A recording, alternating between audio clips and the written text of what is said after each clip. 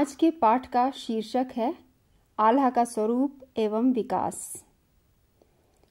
इस पाठ के अध्ययन के उपरांत आप आल्हा के स्वरूप से परिचित हो सकेंगे, लोक गाथात्मक प्रबंध का परिचय प्राप्त करेंगे, लोक गायकी की एक शैली के रूप में आल्हा का परिचय प्राप्त करेंगे, आल्हा के नायकत्व को विभिन्न दृष्टियों से देख सकेंगे और आल्हा के विकास के विभिन्न आयामों से परिचित हो सकेंगे।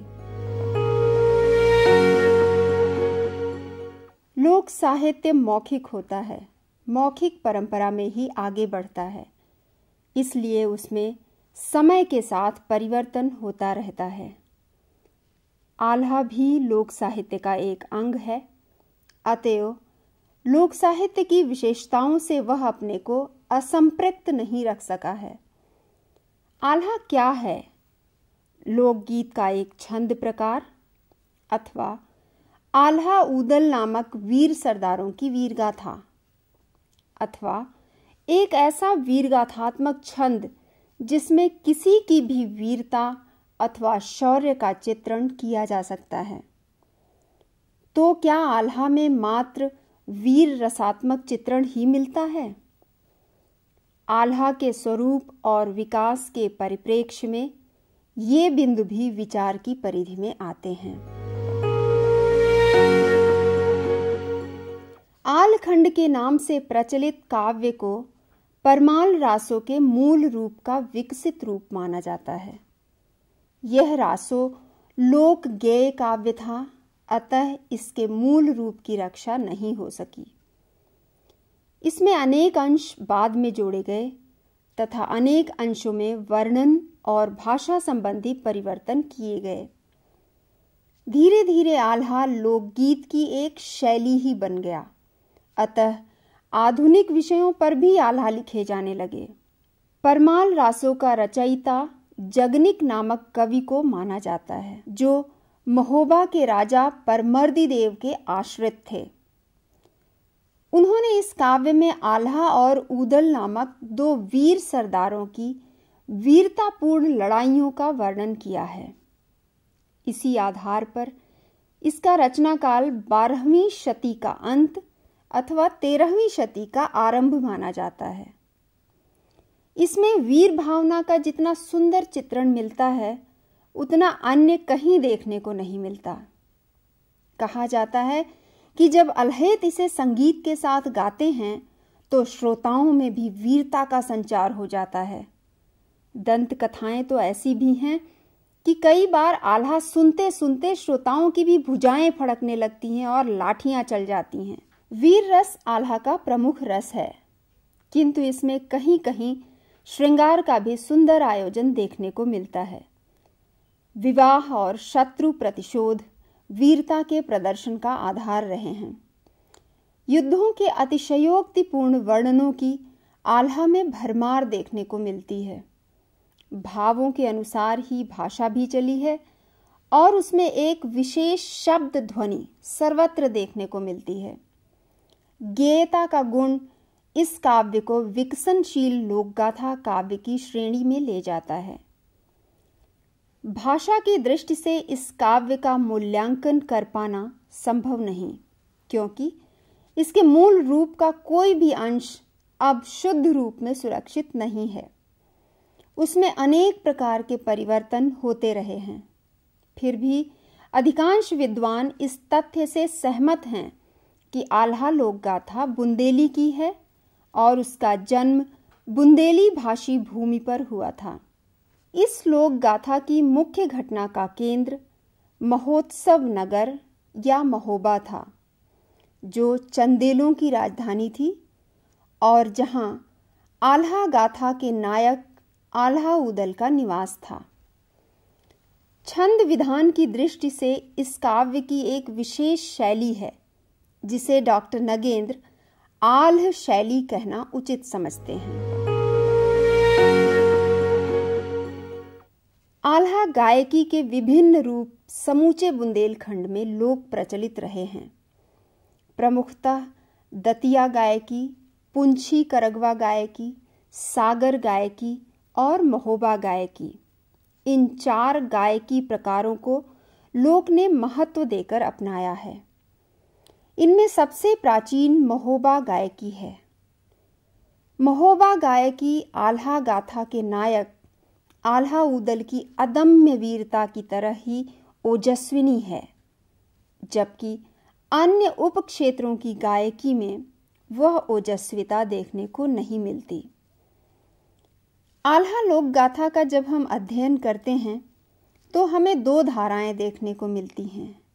एक जगनिक भाट से जुड़ी धारा, जिसमें उन्होंने लोक भाषा और लोक संगीत के माध्यम से आल्हा ऊदल की वीरता का चित्रण किया, आल्हा ऊदल को नायकत्व प्रदान किया तथा वीरता की भावना को जन जन में जागृत किया। उनका आल्हा एक विशेष प्रकार के वीर रस के उपयुक्त छंद में रचा गया, जिसका एक उदाहरण देखा जा सकता है। आल्हा ऊदल मलिखे सुलखे सब राजा सजगे सिरदार, पूरब पश्चिम उत्तर दक्षिण सबरे सेना परे दिखाए। दूसरी धारा मौखिक परंपरा में प्रचलित लोक महाकाव्य के रूप में मिलती है, जिसे सदियों से पारंपरिक गायक गाते आ रहे हैं। लोक महाकाव्य के रूप में आल्हा न केवल बुंदेलखंड बल्कि पूरे उत्तर भारत की लोक परंपरा के सबसे प्रभावशाली वीर काव्य के रूप में एक विशाल क्षेत्र में लोक भाषाओं की जीवंत लोक परंपरा का भाग है। इसमें बोली के भाषिक संक्रमण के अलावा अनेक जनपदों की सांस्कृतिक परंपरा घुली मिली है। सैकड़ों अलहैत लोक गायकी की विभिन्न शैलियों में इस गाथा को जिस प्रकार शताब्दियों से गाते आ रहे हैं, उससे गाथा का कल्पनातीत विस्तार हुआ है। यह भले ही इतिहास की दृष्टि से प्रामाणिक न हो, स्मृति और लोक सर्जना की दृष्टि से बहुत मूल्यवान है। आगे चलकर यह छंद एक शैली ही बन गया तथा इसमें अन्य विषयों पर भी आल्हा लिखे जाने लगे। ध्यान देने योग्य है कि आल्हा शब्द सुनते ही हमारे मन में एक विशेष लय ताल का अर्थ ध्वनित होता है, जैसे ऐना लैके नैना देखें अबहुन पूर भया सिंगार। आल्ह छंद आल्हा ऊदल की वीरगाथा हो न हो, यह भी आवश्यक नहीं कि वह वीर रस का चित्रण हो, लेकिन देखते ही देखते आल्हा एक विशेष लोकगीत शैली का परिचायक बन गया। जैसा कि देखने में आता है, कई बार लोकगीतों की धुन पर फिल्मों में भी गीत लिखे और गाए जाते हैं। आल्हा की धुन पर भी फिल्मों में गीत आए। फिल्म दलाल में एक गीत है, अरे मर गए फोकट में हमको ही तो हमको लियो बचाए। ऐसा तीर चला मेरे दिल पर जिसकी मार सही न जाए। ऐसा तीर चला मेरे दिल पर जिसकी मार सही न जाए। यहाँ आल्हा नामक लोकगीत की शैली का अर्थ ध्वनित होता है। वीरता की अर्थध्वनि यहाँ नहीं सुनाई पड़ रही। आल्हा की एक अन्य धारा हमें आल्हा की वीरगाथा के चित्रण के रूप में देखने को मिलती है। वहाँ छंद योजना अलग भी हो सकती है। आल्हा ऊदल चंदेल नरेश परमर्दी देव की सेना के 2 वीर सरदार थे। यह लोक प्रचलित है। उनकी वीरता के चित्रण की झलक हमें कहीं राछरों के रूप में मिलती है, जैसे आसों के साउना जूझा के हैं आगे के दईहों कराए। नौनिया बुलाउरी बखरी में बुलौआ देव कराए। तो कहीं भोजली गीत में, जैसे काकर भरोसा बेटी तैं भोजली जगाए हस। काकर भरोसा बेटी भोजली सरोई बे अहो देवी गंगा। आल्हा के भरोसा मैं दाई भोजली जगाए हों, उदल के भरोसे मैं दाई भोजली सरोई हों, अहो देवी गंगा। आल्हा उदल अपनी वीरता के लिए बुंदेलखंड में ही नहीं समग्र भारत में प्रसिद्ध हैं। सावन की पूर्णिमा को मनाए जाने वाले रक्षाबंधन के त्योहार के साथ छत्तीसगढ़ में एक लोक परंपरा जुड़ी हुई है।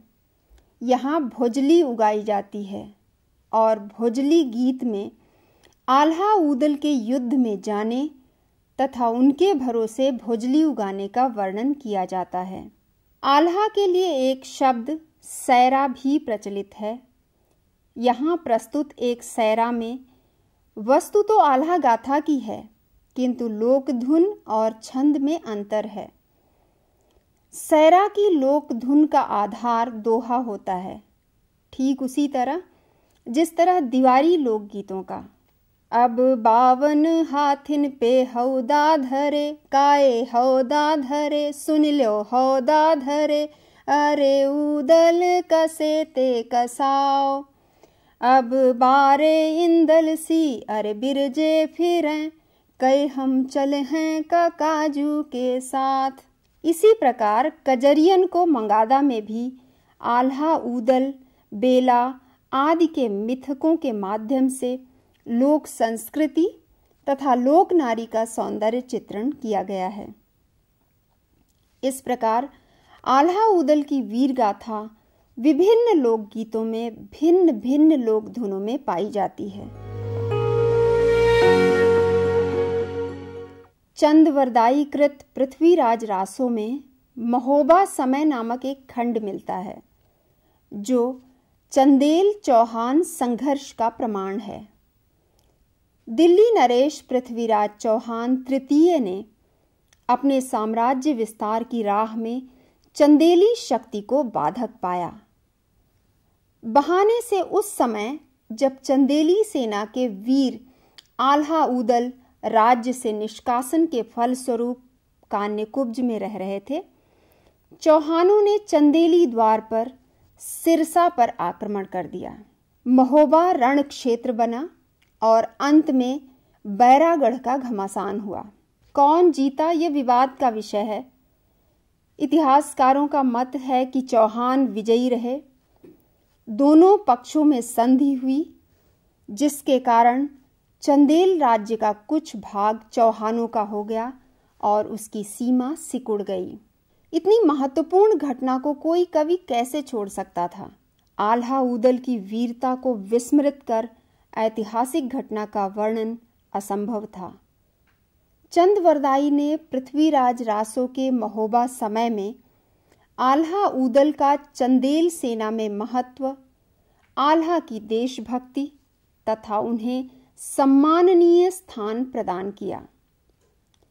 इसके बावजूद कवि ने उन्हें नायकत्व तो नहीं प्रदान किया।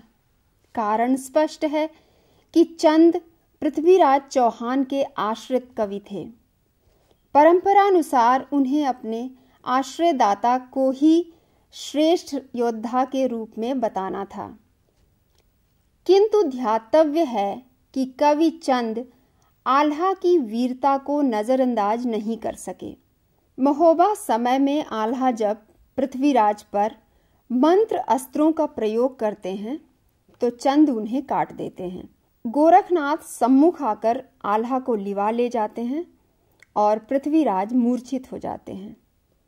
निष्कर्ष यह है कि चंदेली सेना के वीर सरदार आल्हा उदल चंदेल नरेश के प्रतिद्वंद्वी राजा के आश्रित कवि की दृष्टि में भी वीर योद्धा रहे हैं। पृथ्वीराज रासों के महोबा समय में व्यक्त इतिहास या ऐतिहासिक वस्तु पृथ्वीराज की दृष्टि से लिखी गई, जबकि परमाल रासों की वस्तु महोबा की दृष्टि से। आल्हा के रचयिता जगनिक ने आल्हा उदल की वीरता को केंद्र में रखकर आल्हा की रचना की थी। यहाँ कथा का नायकत्व आल्हा उदल के हाथ में है। जन कवि जगनिक द्वारा आल्हा ऊदल की वीरता का अतिशयोक्तिपूर्ण वर्णन आज भी आल्हा प्रेमियों तथा अल्हैतों की भुजाएं फड़काने में समर्थ है। वीरगाथा के अंत में जगनिक भी कवि चंद की ही तरह गोरखनाथ द्वारा आल्हा को तप करने के लिए लिवा ले जाने की घटना का वर्णन करते हैं।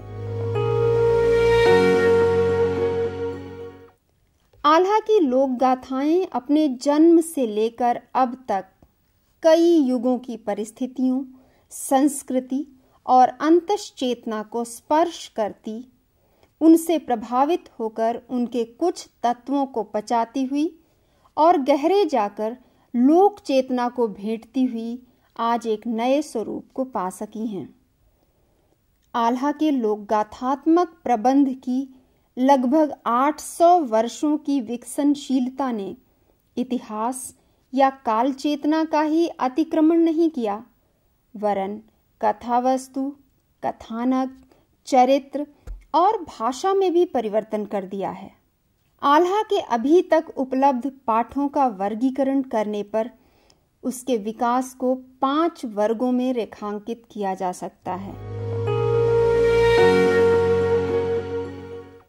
प्रकाशित पाठ 2 प्रकार के हैं। एक तो व्यावसायिक पाठ हैं, जो आर्थिक लाभ के उद्देश्य से रचे गए और प्रकाशित हुए। उदाहरण के लिए मटरूमल अत्तार का असली आल्हा। इसी के अनुसरण पर चावड़ी बाजार दिल्ली से कई आल्ह खंड बाजार में आ चुके हैं। उनमें कौरवी और हरियाणवी लोक भाषाओं के रंग मिलते हैं। व्यावसायिक आल्हा ग्रंथों की भाषा खड़ी बोली के मिश्रण से आधुनिक हो गई है। उनकी घटनाएं काल्पनिक और वर्णन अत्युक्तिपूर्ण हैं। केवल आल्ह छंद और ओजपूर्ण शैली तथा आसानी से उपलब्ध होने के कारण उनका प्रचार अधिक है। दूसरे प्रकार के आल्हा ग्रंथ वे हैं जो अल्हैतों के पाठ के रूप में लिपिबद्ध होकर प्रकाशित किए गए हैं।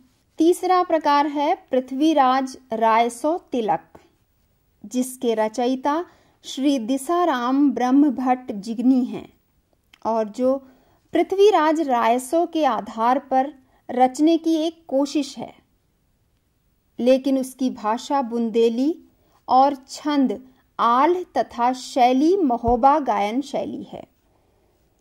तिलक का अर्थ टीका होता है, पर यह ग्रंथ पृथ्वीराज रासो या उसके महोबा समय की टीका नहीं है।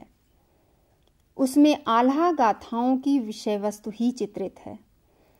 इसका प्रकाशन 1620 ईस्वी में चरखारी प्रेस से किया गया था।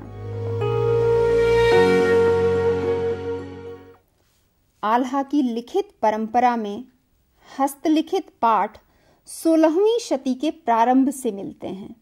पहला है झांसी के निवासी और समथर राज्य के आश्रित नवल सिंह प्रधान द्वारा रचित पाठ, जिसे केंद्र में रखकर दतिया गायकी शुरू हुई। उसके प्रमुख गायक थे स्वर्गीय गंगोले। दूसरा है संवत 1867 विक्रम में रचित ब्रह्म विजय, जिसके रचयिता अज्ञात हैं और जिसका वर्ण विषय है परमाल और पृथ्वीराज का युद्ध, अर्थात कजरियों की लड़ाई। तीसरा है कवि टिकैत राय द्वारा रचित गाजर की लड़ाई, जिसका रचना काल अज्ञात है, लेकिन लिपिकाल संवत 1612 दिया गया है। इसकी पांडुलिपि उपलब्ध नहीं है। चौथा पाठ स्वर्गीय शिवदयाल कमरिया शिवुदा द्वारा 16वीं शती के अंतिम चरण में रचित आल्हा है, जिसके आधार पर पुंछी करगवा गायकी प्रचलित हुई और जिसके गायक रामकुमार बरुआ, मथुरा प्रसाद बरुआ एवं प्रभुदयाल पटवारी हैं। पांचवा पाठ है पंडित भेदीराम द्वारा रचित कसौदी की लड़ाई, जिसका रचना काल अज्ञात है और लिपिकाल संवत 1645 है। उसमें गजमोतिन और मलखान के विवाह के प्रसंग में हुए युद्ध का वर्णन है। बुंदेलखंड में आल्हा की विषय वस्तु पर पुरानी साखियां प्रचलित हैं। वे मौखिक परंपरा की प्राण हैं और कुछ विद्वान उन्हें ही आल्हा का असली अवशेष मानते हैं। मिश्रित पाठ में इन साखियों के अतिरिक्त लोक प्रचलित आल्ह छंद की पंक्तियां भी हैं जो लोकमुख में जीवित रही हैं। उनके साथ कवि रचित पंक्तियां भी जुड़ गई हैं। अल्हैतों ने अपने पाठों को प्रामाणिक रूप देने के लिए रासो ग्रंथों के वीरतापरक छंदों को बीच बीच में जड़ दिया है। महोबा गायकी के अल्हैत गाथा के प्रारंभ में ही इन छंदों का प्रयोग कर देते हैं और फिर आवश्यकता अनुसार प्रसंग की पुष्टि के लिए छंदों का ओजस्वी वाचन करते हैं। मिश्रित आल्हा पाठ ही अधिकांश लोगों के द्वारा पसंद किया जाता है। दूसरे, यह प्रवचन शैली के भी उपयुक्त है। इस कारण आल्हा का मिश्रित पाठ ही अधिक प्रचलित है। आल्हा के गायक अल्हैत कहलाते हैं। इन अल्हैतों में गुरु शिष्य परंपरा आज भी प्रचलित है। अनेक अल्हैतों से साक्षात्कार में इस परंपरा का पता चलता है। महोबा गायकी का कोई भी अल्हैत बिना गुरु का नहीं मिलता। पाठ का ग्रहण शिष्य की प्रतिभा पर निर्भर है और पाठ की प्रामाणिकता गुरु की स्मरण शक्ति पर। यह सही है कि गुरु से शिष्य तक जाता पाठ कुछ घटता बढ़ता रहता है। कुछ अल्हैत कवित्व शक्ति भी रखते हैं और वे स्वरचित पंक्तियां भी गा देते हैं। इस तरह आदि गुरु का पाठ धीरे धीरे विकसनशील होकर परिवर्तित होने लगता है। आल्हा हमें लोक प्रचलित रूप में भी प्राप्त होता है। आल्हा गाथाएं समूह में नहीं गाई जाती, उनका एक गायक होता है। इतना अवश्य है कि कहीं कहीं गायक की कड़ी 2-4 लोग दोहरा देते हैं। गायकी के इस रूप के बावजूद आल्हा का लोक प्रचलित पाठ मिलता है जो लोकमुख में जीवित रहा है। गांव के बहुत से लोगों को आल्हा की 2-4 लड़ाइयों का पाठ याद रहता है। कुछ पंक्तियां हर अल्हैत के पाठ में निहित रहती हैं। ये समान पंक्तियां लोक प्रचलित पाठ की अंग हैं। पुरानी साखियां लोक प्रचलित पाठ के अंतर्गत आती हैं। गुरु शिष्य परंपरा के पाठों में लोक प्रचलित पाठ निहित रहता है जिसे हम पहचान नहीं पाते। सामान्य बौद्धिक स्तर के अल्हैत के पाठ में लोक प्रचलित पाठ भी मौजूद रहता है। लंबी गाथाएं विशिष्ट लोक गायकों के द्वारा गाई जाती हैं और वे उन्हें याद रहती हैं। उदाहरण के लिए बुंदेली ढोला मारू के गायक केवल 1-2 गिने चुने हैं, लेकिन लोक द्वारा न गाई जाने पर भी वह लोक गाथा है। आल्हा के गायक कई अल्हैत हैं, पर उन सब को लोक नहीं कहा जा सकता। फिर भी आल्हा लोक गाथात्मक महाकाव्य है। उसका मुख्य कारण है लोक में उसकी ग्राह्यता, अर्थात लोकमन उसे आत्मसात करता है और उसका प्रभाव लोक पर इतना अधिक है कि वह लोक संवेदन तक ही नहीं, लोक की आत्मा तक पहुंचता है।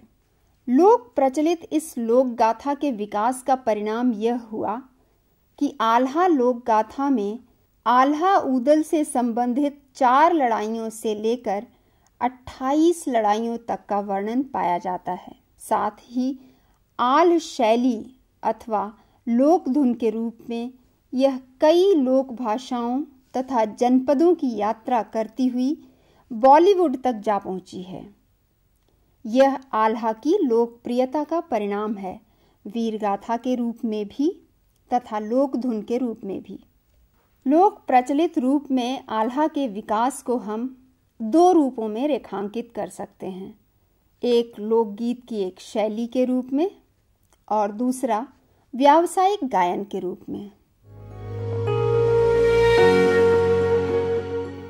आल्हा लोक गाथा की रचना बुंदेली लोक भाषा में चंदेल काल में हुई थी। इसे अन्य लोक भाषाओं के समीक्षकों ने बुंदेली लोकगाथा माना है। हिंदी साहित्य के इतिहासकारों बाबू श्याम सुंदर दास और आचार्य रामचंद्र शुक्ल का मत है कि युद्धों के उस युग में शौर्यमयी कथाओं को गाते गीतों की रचना अधिक हुई थी।